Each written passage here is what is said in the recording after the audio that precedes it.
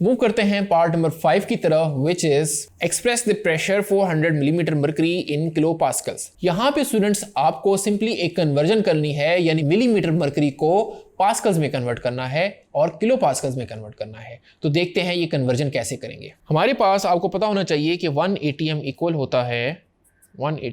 होता है 760 मिलीमीटर के, 760 मिलीमीटर मरकरी के।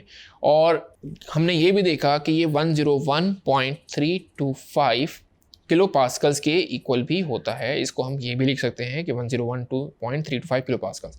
अब देखें, क्योंकि ये तीनों आपस में बराबर है तो मैं इन दोनों को अब इक्वेट करने लगा हूँ, यानी इन दोनों को ज़रा हम इक्वेट करके देखते हैं। यानी हम कह सकते हैं 760 मिलीमीटर मरकरी इक्वल होगा 101.325 किलो पास्कल्स के। यहाँ से अगर आप 1 मिलीमीटर मरकरी को निकालें तो यहाँ पे हम लिख लें 1 मिलीमीटर। सो स्टूडेंट्स 1 मिलीमीटर को अगर हम यहाँ रखें तो 760 101 यहाँ जाके डिवाइड हो जाएगा, तो हम कहेंगे 101.325 डिवाइडेड बाय 760 यहाँ जाके हो जाएगा, क्योंकि यहाँ पे मल्टीप्लाई हो रहा था, यहाँ क्या हो जाएगा डिवाइड, ये आपके बन जाएंगे किलो पास्कल्स।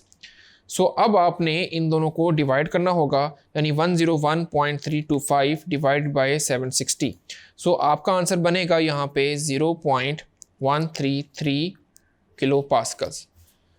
सो अब देखिए ये है 1 मिलीमीटर के अंदर, यानी 1 मिलीमीटर मरकरी हो तो इतने किलो पास्कल्स हैं। तो हमारे पास कितने मिलीमीटर मरकरी हैं? 400 मिलीमीटर मरकरी। तो उसमें कितने किलो पास्कल्स होंगे? सिंपली आपको इसको 400 से मल्टीप्लाई करना पड़ जाना है। तो इसको मल्टीप्लाई कीजिए विद 400, मल्टीप्लाई विद 400, तो आपका आंसर बनेगा 53.32 किलो पास्कल्स। सो स्टूडेंट्स, इस तरीके से आप अपनी कन्वर्जन को कर सकते हैं। होपफुली ये आपको अंडरस्टैंड हो गया होगा। Thank you.